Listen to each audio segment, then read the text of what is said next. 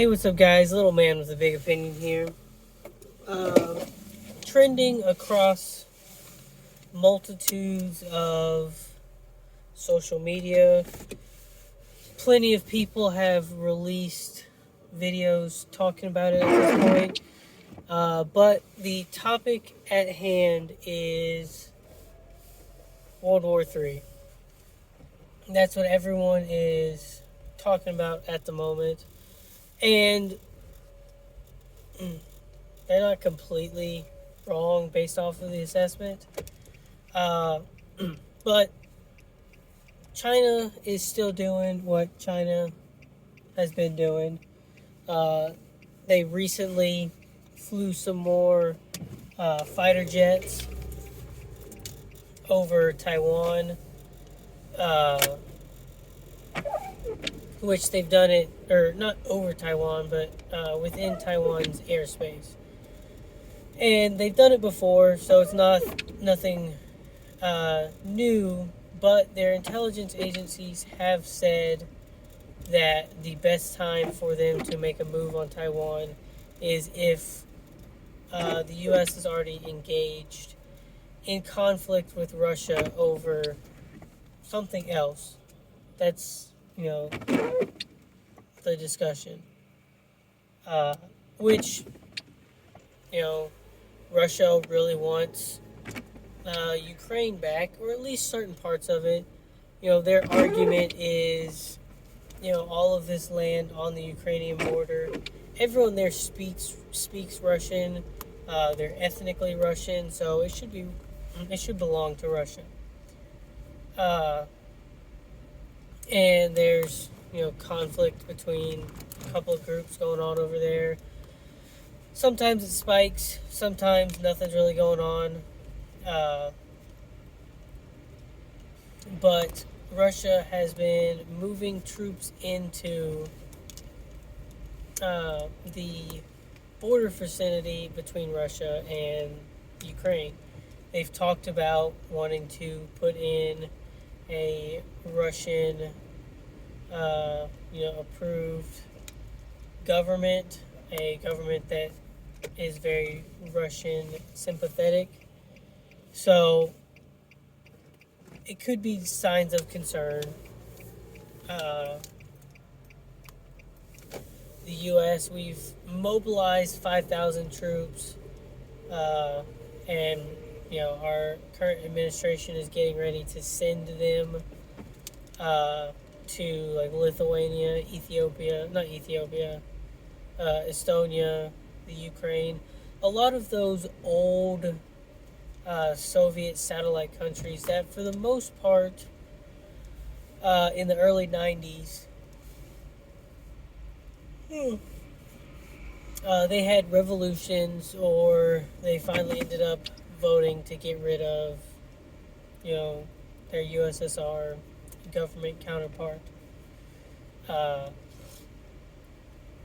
So tensions are mounting. Different terrorist organizations, think now is the right time for them to do what they want to do.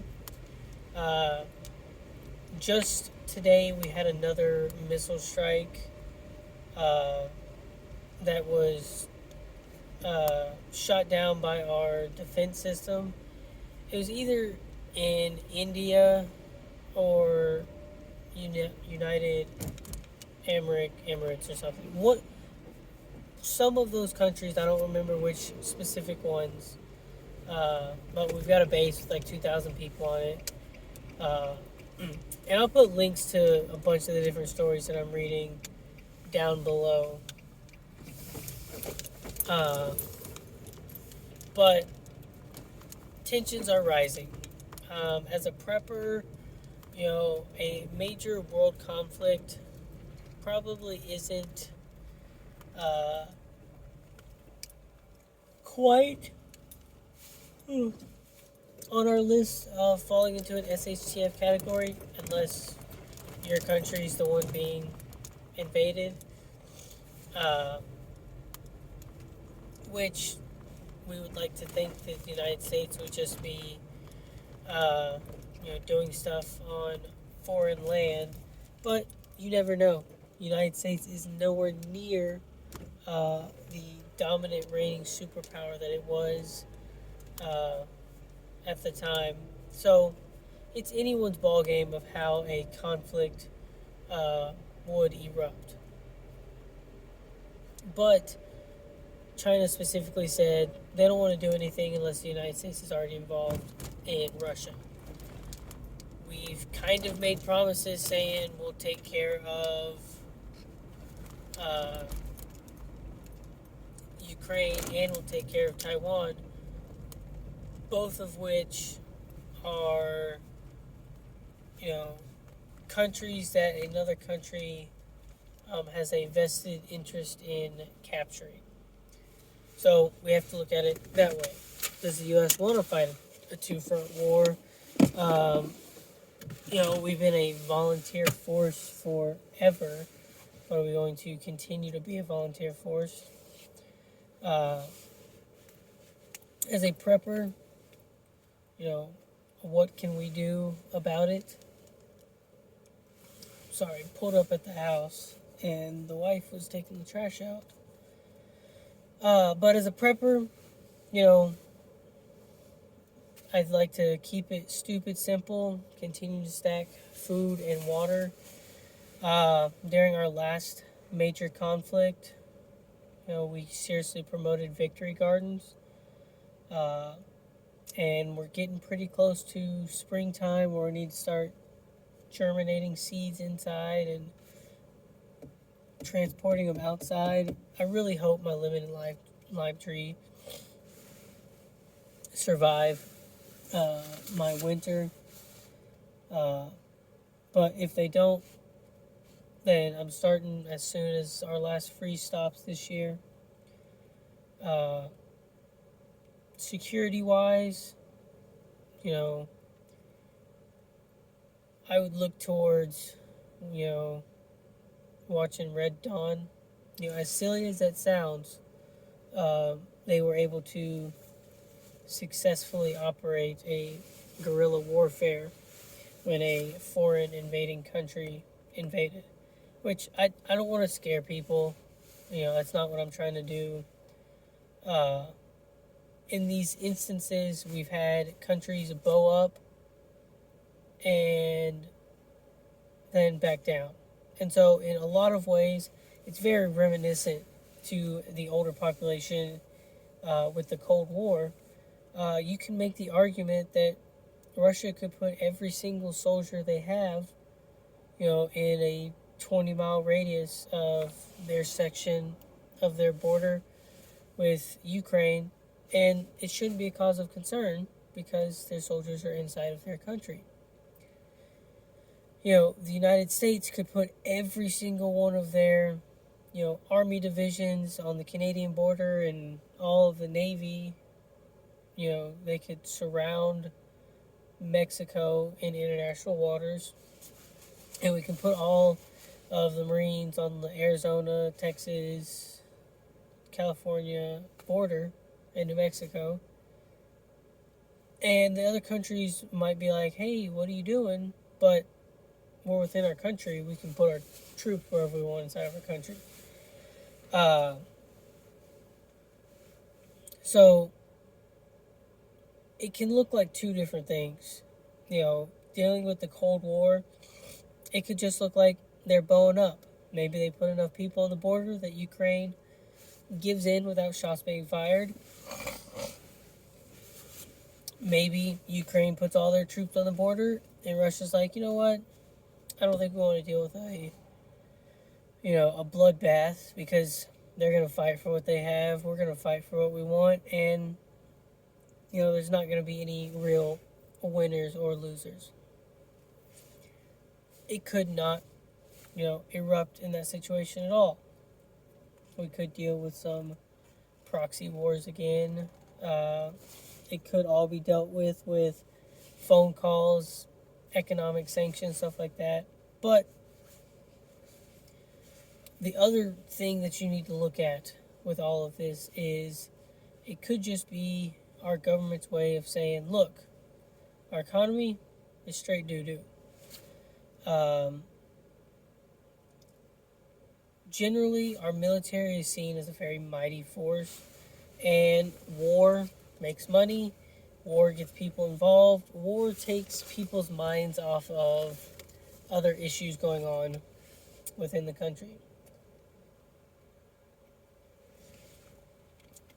And so, it could just be our U.S. intelligence drumming this up to try to help us out in other categories. Uh, so, all of this talk and discussion I'm having with y'all could be for nothing. But, as a prepper, you want to stay well informed. Um, in the time span of me reading an article talking about, wanting 5,000 troops in the NATO countries, as soon as I finished that article and backed out of it, because the very first one I read, I've never heard of the World Socialist website or whatever, but they were one of the first ones that popped up. I read their take. I could tell their biases, and I was getting ready to go look at a right-leaning publication just to compare and contrast, the differences. And the very next set of articles popping up was 16 seconds ago, 50,000 troops on heightened readiness. So basically, they're on a 24-hour list that says if we tell you to come in, you got 24 hours to come in, and then it takes us about 48 hours to deploy those units, overseas kind of thing. So, I'm glad I saw that before I made the video, because then I'd be giving you outdated information. The numbers could have gone up at this point. The numbers could have gone down. Maybe talks have gone on. So that's why you need to stay vigilant on news-related stuff like this.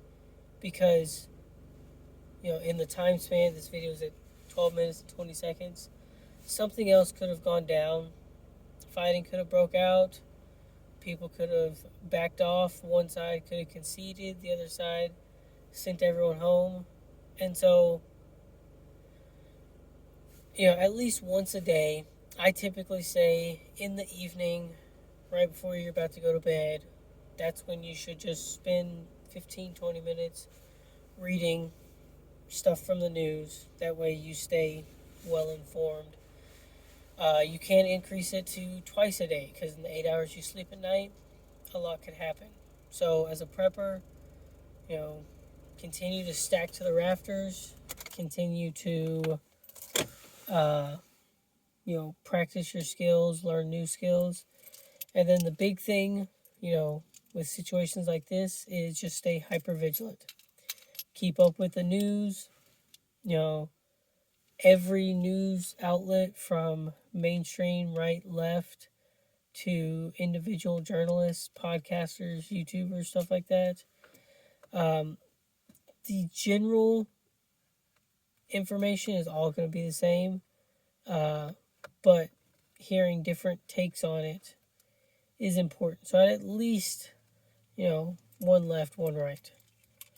And with that, what are your thoughts on this situation? Do you have your own, security threat level? And if so, is your family moving, up or down the DEFCON list?